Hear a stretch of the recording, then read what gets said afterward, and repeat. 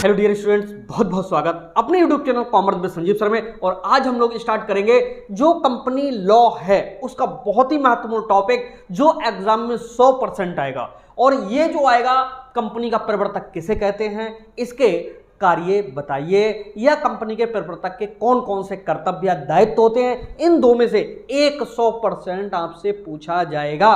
तो बहुत ही वैल्यूएबल ये आपको वीडियो होने वाली है और शुरू से लेकर क्लास तक देखिएगा। यहां पर मैं आपको अर्थ बताऊंगा, इसके बाद में इसकी जो परिभाषा है वो बताऊंगा, और फिर हम किस तरह से तैयारी करें जिससे कि जो कंपनी लॉ है उसमें 85 प्लस हम मार्क्स ला सकें। आपको लगेगा बहुत ज्यादा मार्क्स बोल रहे हैं, ऐसा कुछ नहीं है, क्योंकि 25 मार्क्स तो हमें कॉलेज से मिल ही जाते हैं और उनमें 1-2 नंबर कटा तो कटा, नहीं तो वो वहां से पूरे के नंबर हमें मिल ही जाते हैं। अब बात होती है हमें 75 में से कितने हम लाएं।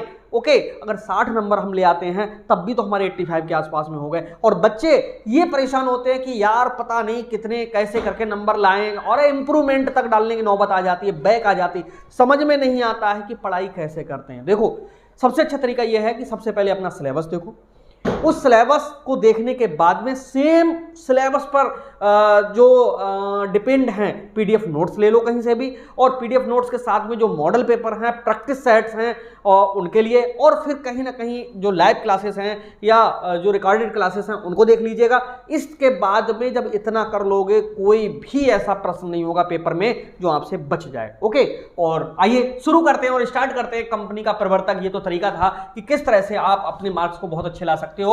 आइए, कंपनी का प्रवर्तक किसे कहते हैं। सबसे पहले हम बात करते हैं कंपनी के प्रवर्तक का अर्थ। देखो, सीधे डालते हैं प्रवर्तक का अर्थ। एक सेकंड के लिए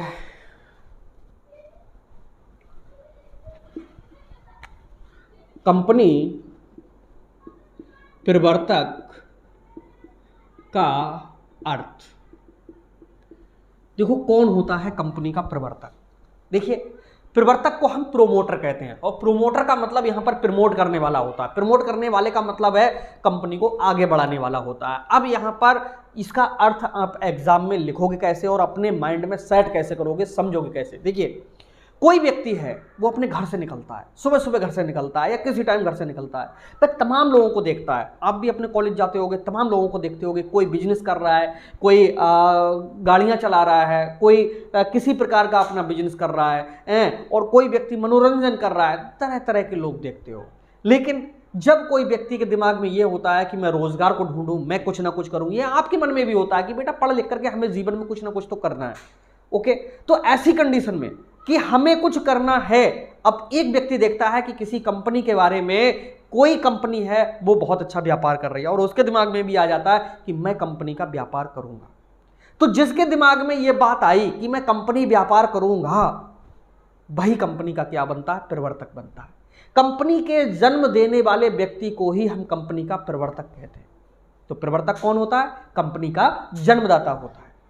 अब एक कंपनी का जो जन्मदाता है वही हमारा प्रवर्तक कहलाता है। तो प्रवर्तक का यहां पर सीधा सा अर्थ है कि वह व्यक्ति जो कंपनी के बारे में कल्पना करके और कंपनी का निर्माण करता है, कंपनी की जरूरतों का अनुमान लगाता है, कंपनी की लिए पूंजी एकत्रित करता है, समस्त कानूनी कार्यवाहियां करता है, संचालकों की नियुक्ति करता है, कंपनी को कौन कौन सी जरूरतें हैं इनका अनुमान लगाता है, कौन कौन सी समस्याएं आएंगी उनको दूर करने का प्रयास करता है। ऐसे व्यक्ति को हम कंपनी का क्या कहते हैं, प्रवर्तक कहते हैं। जितना आपने अभी जो कुछ सुना एकदम सॉलिड है, इसी को अगर लिख के आओगे ना एग्जाम में, बहुत अच्छे मार्क्स आए। अब कंपनी का प्रवर्तक तो हमें समझ में आ गया कि भैया वह व्यक्ति जिसने कल्पना की, जिसने मन में सोचा, जिसने हिम्मत की कि मैं कंपनी व्यापार करूंगा, उस व्यक्ति को हम कंपनी का प्रवर्तक कहते हैं। लेकिन उस कंपनी के प्रवर्तक को तमाम प्रक्रियाओं से होकर के गुजरना होता है। क्या होता है कि जैसे हमारे और आपके दिल में आता है कि नहीं, हम एक कंपनी व्यापार खोलेंगे या कंपनी बिजनेस स्टार्ट करेंगे। ऐसी कंडीशन में प्यारे बच्चों, हम अगर 10-20 लोगों के सामने हम शेयर करते हैं कि मैं कंपनी व्यापार करूंगा, तो बहुत से लोग हमारी मजाक बनाते हैं, और बहुत से जो लोग हैं वो हमारा साथ भी देने को तैयार होते हैं, कहते हैं हाँ ये एकदम सही बोल रहा है, ऐसा करने से ये होगा। ऐसी कंडीशन में क्या होता है, ऐसी कंडीशन में ये होता है कि प्रवर्तक अपना धैर्य खोता नहीं है।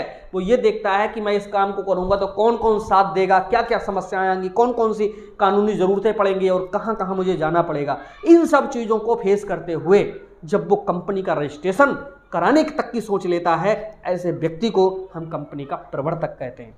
ओके, तो कंपनी का प्रवर्तक कोई और नहीं है, वह व्यक्ति है जिसने कंपनी को जन्म दिया है। ऐसे व्यक्ति को हम कंपनी का क्या कहते हैं, प्रवर्तक कहते हैं। और अर्थ के बाद में परिभाषा जरूर लिखिएगा। और परिभाषा मैं आपको बताऊं, बहुत अच्छी सी परिभाषा एक कोकबार्न जी ने दी है, जो न्यायाधीश कोकबार्न ने दी है। और उनकी परिभाषा में सबसे अच्छी बात यह है कि वो सरल तो है ही है और छोटी सी परिभाषा है, एकदम स्पष्ट है। और इस परिभाषा को जब भी आप लिखोगे तो इस तरह से डाला करिए, परिभाषा और अंडरलाइन कर दिया करो।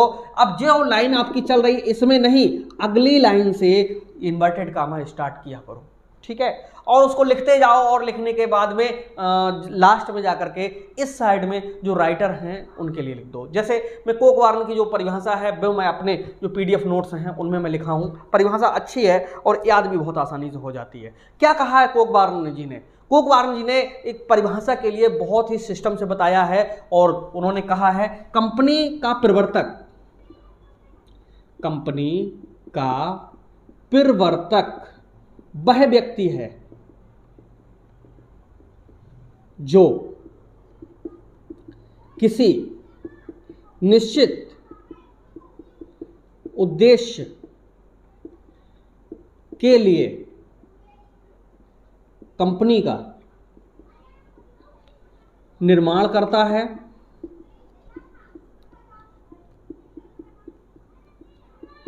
और अपने उद्देश्यों को प्राप्त करने के लिए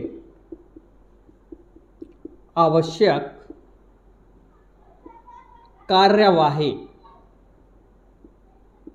करता है। यहीं पर डबल इन्वर्टेड कामा बंद कर दीजिएगा।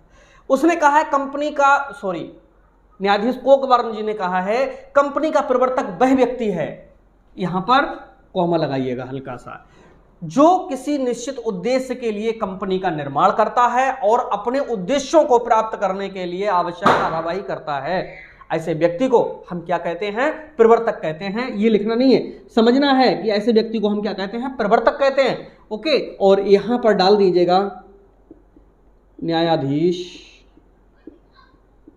कोकबार्न।